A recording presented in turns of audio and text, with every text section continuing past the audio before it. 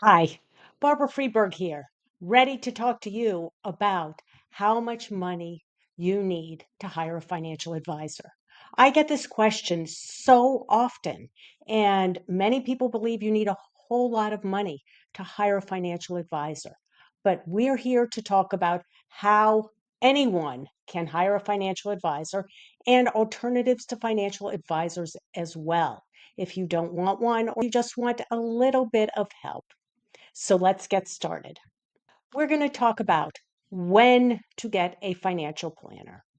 How much does a financial advisor cost? How to choose a financial planner? And finally, financial advisor alternatives. Now, my first experience with a financial advisor was in the early 1980s, and he was a stockbroker. And at that time, the minimum to open a stock brokerage account was usually a few $1,000. I think at the time it was $3,000. And then I had access to my own private stockbroker. And I thought that was just great. Now, the financial advisor, AKA stockbroker, got paid by commission. And what that means is when I bought a product from him, he got a certain percentage. And if he sold certain funds that the company was promoting, he would get a greater percentage. That doesn't sound right, does it? It wasn't. There was a big conflict of interest. There was no such thing in the early 1980s as the fiduciary rule, which requires that financial advisors are acting in the client's best interest. And today, with zero commissions, the whole industry has really changed. So let's talk about today and not what it's like to use a stockbroker who might, in fact, pose as a financial advisor. So, when should you consider getting a financial advisor? Well, if you do not want to handle managing your money at all, then you want to get some sort of help. And even if you don't have a lot of money, there are alternatives to get a really well diversified financial portfolio or investment portfolio. Other reasons that you might want to hire a financial advisor would be you come into a financial windfall. That's nice. You win the lottery, you inherit some money. Or if you're getting married or divorced, maybe you're having a child or a second or a third or a fourth, and you really need help with your investing and with your financial planning. Now, if you're wealthy and you have a high income and a high net worth, then you may also need a financial advisor. And finally, if you are retiring, that is a good time to talk with a financial advisor.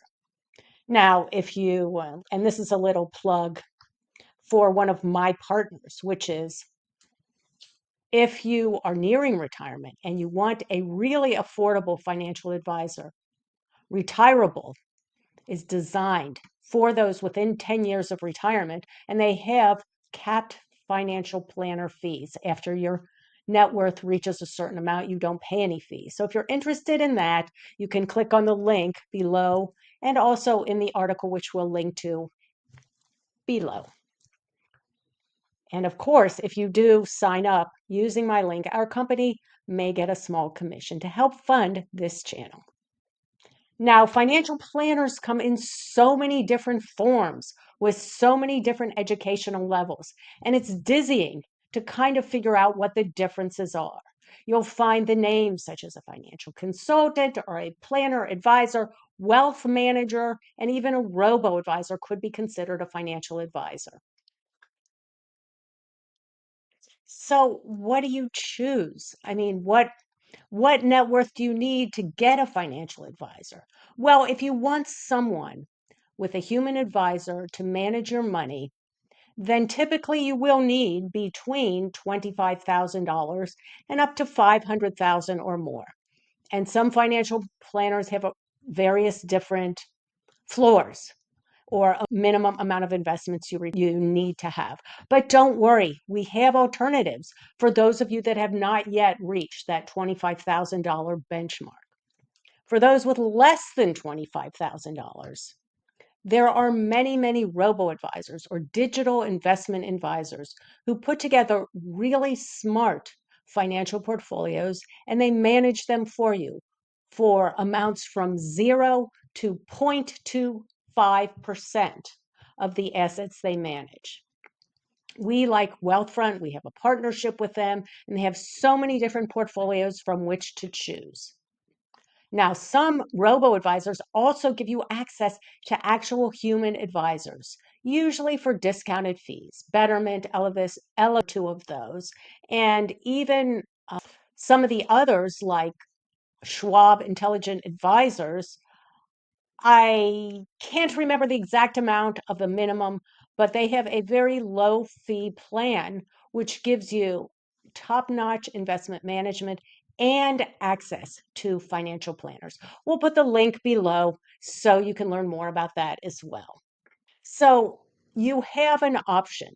If you want a typical financial advisor, you may need a little bit more money. If you don't have as much money, you can choose a robo-advisor or a robo-advisor with human financial planners. So now you know you don't need a certain net worth in order to hire a financial advisor. But how much actually does the advisor cost?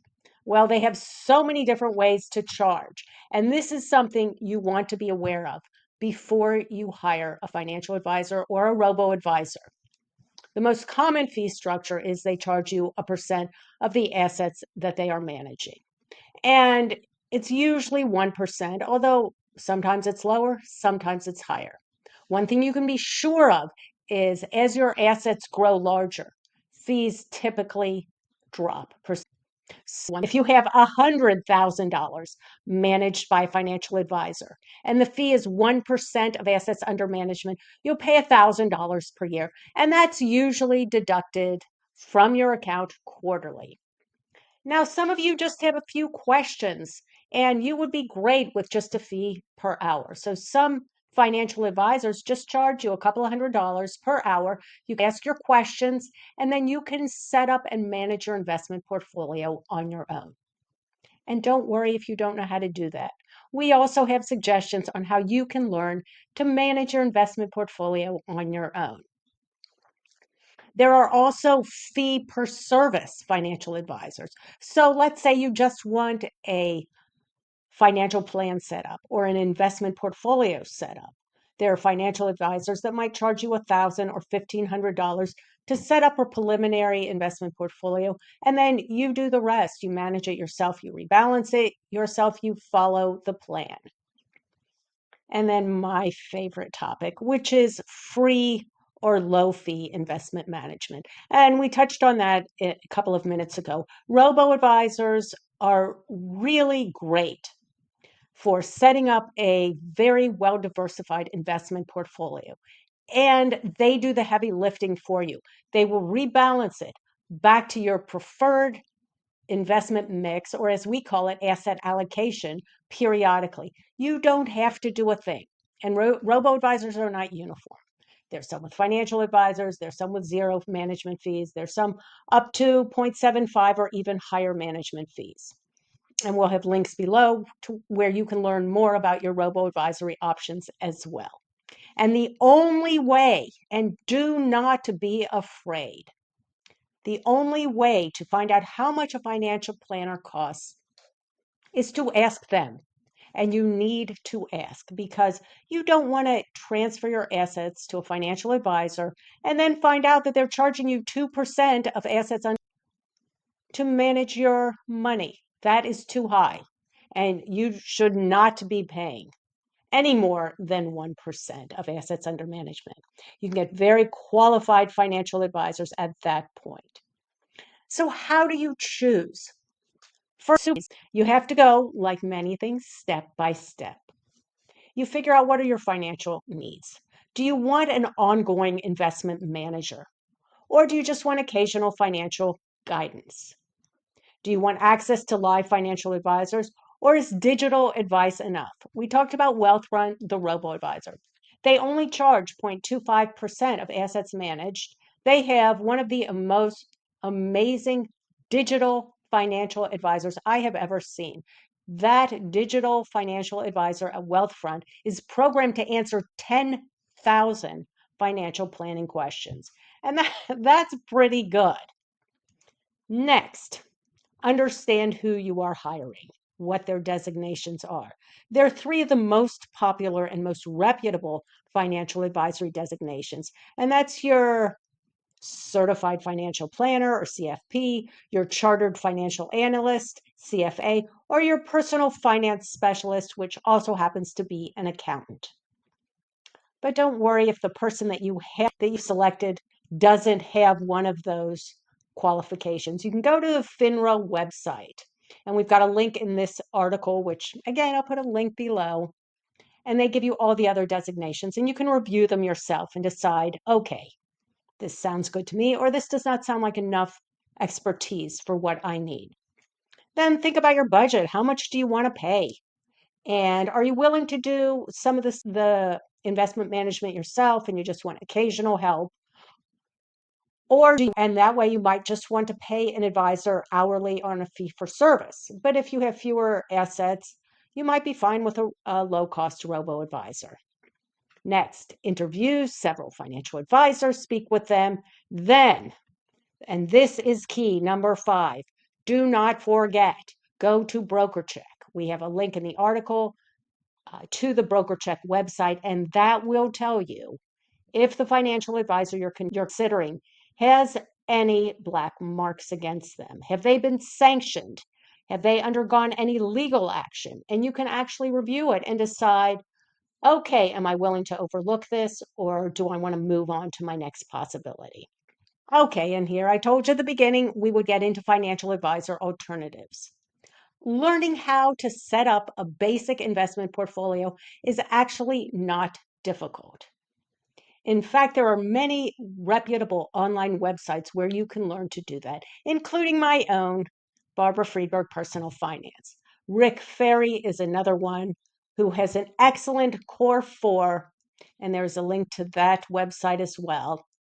His Core 4 website lists a variety of different investment portfolios that you can simply select from. There's no charge there, and you can use those and mirror those and copy the funds that he has in them.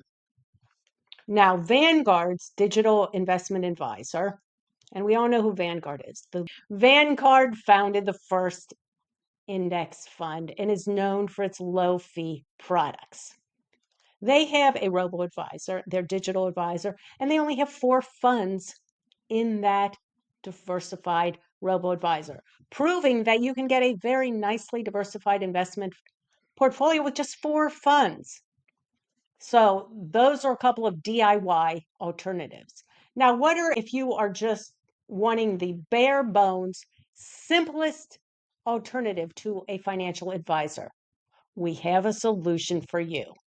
You can invest in what is called a life cycle or target date retirement fund. And you may have heard of this from your workplace 401k or 403b, because the default option for many 401ks is a life cycle investment fund. And that's like an all-in-one fund with a variety of different stock and bond investment funds included within one product.